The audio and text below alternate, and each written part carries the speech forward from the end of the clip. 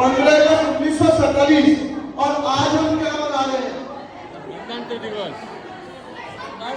गणतंत्र दिवस मना रहे हैं आज हम। तो गणतंत्र दिवस पहला हमने कब मनाया था? 1950।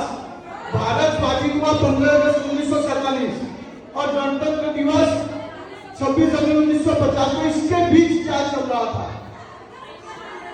कॉन्स्टिट्यूशन बन रहा था। एक बार इनके लिए जोरदार तालियां। ठीक है। अच्छा एक बात बताइए, भारत तो स्वाधीन हो गया, ठीक है, तो उत्सव आनंद मनाइए, घूमिए फिरिए, नाचिएगा, इस संविधान की क्या आवश्यकता है? अपना अधिकार होना चाहिए। और देश स्वाधीन हुआ, कैसे स्वाधीन हुआ? लाखों लोगों ने बलिदान दिया, हमने असेंबली में बम मारे, बहुतों का वध हमने किया, बहुतों ने अपना बलिदान दिया, तब देश स्वाधीन हुआ। तो इस स्वाधीनता को बनाए रखने की आवश्यकता है अपने स्व पर आना।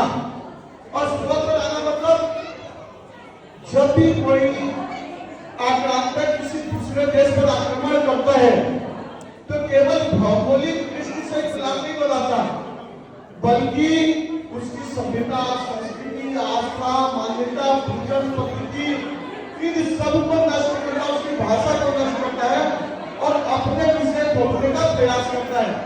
माइक थोड़ा धीरे करिएगा। और हमारे साथ भी ऐसा ही हुआ।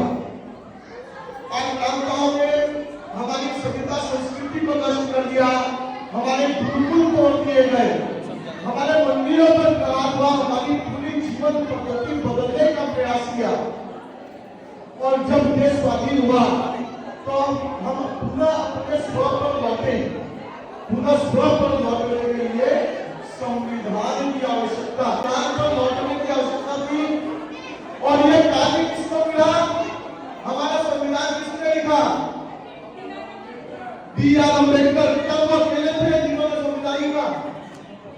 उनके साथ में बहुत बड़ी टीम थी और उस टीम में थे एक हमारे कलकत्ता के नंदलाल बोस। हमारे नंदलाल बोस को संविधान की पुस्तक में चित्र आंकने का विषय मिला। हमारे कलकत्ता के चित्रों में गर्व है कि नहीं है? यदि अपने कलकत्ता के नंदलाल बोस पर गर्व तो क्या करिए? और हमारे नंदलाल बोस ने जब चित्र आगे तो उसने मुझे मैं बताता हूँ, माइक थोड़ा सा धीरे कीजिए ना। तो लक्ष्मी नारायण जी भाला वकीला को मैंने फोन किया 26 जनवरी को संविधान में क्या बताऊं? वो बोले भारत अपने स्व पर लौटे, इसके लिए आपको 2 बात ऐसी बतानी है जो आवश्यक है और हमें पता नहीं है। तो 2 है कि कलकत्ता के नंदलाल बोस ने जो पिक्चर बनाए थे उसमें एक पिक्चर था गुरुकुल शिक्षा पद्धति का। नागरिकत्व की रक्षा कैसे होगी, इसके लिए हमें गुरुकुल शिक्षा पद्धति पर लौटना पड़ेगा। और गुरुकुल शिक्षा पद्धति क्यों? क्योंकि जब हम गुरुकुल में पढ़ते थे हम विश्व गुरु थे। ऐसे कोई विश्वविद्यालय का नाम कौन बता सकता है कि आज दुनिया पढ़ने आती थी? कोई ऐसा विश्वविद्यालय का नाम बताए जहां दुनिया के लोग पढ़ने के लिए आते थे? काशी, तक्षशिला, नालंदा, उज्जैन हमने सुना है। यहाँ दुनिया पढ़ने आती थी। और जब दुनिया पढ़ने आती थी तो यहाँ क्या पढ़ते थे?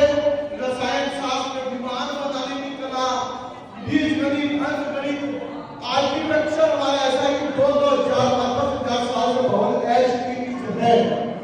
तो यह दुनिया पढ़ने के लिए आती थी। और जब दुनिया पढ़ने के लिए आती थी तो कौन सी भाषा में पढ़ाई होती थी?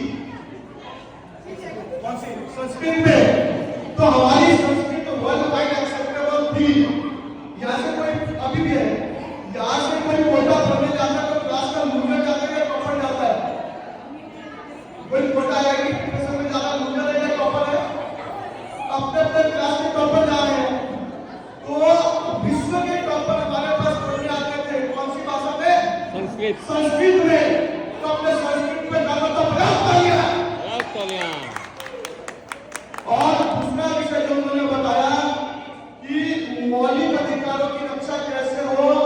भाग 3 में जो फोटो अंकित है वो फोटो है भगवान राम पुष्पक विमान से वापस आ रहे हैं। और यह बात हमें पता नहीं है। हमें क्या समझा दिया कि धर्मनिरपेक्ष, हम धर्म सापेक्ष देश है। यह हमारे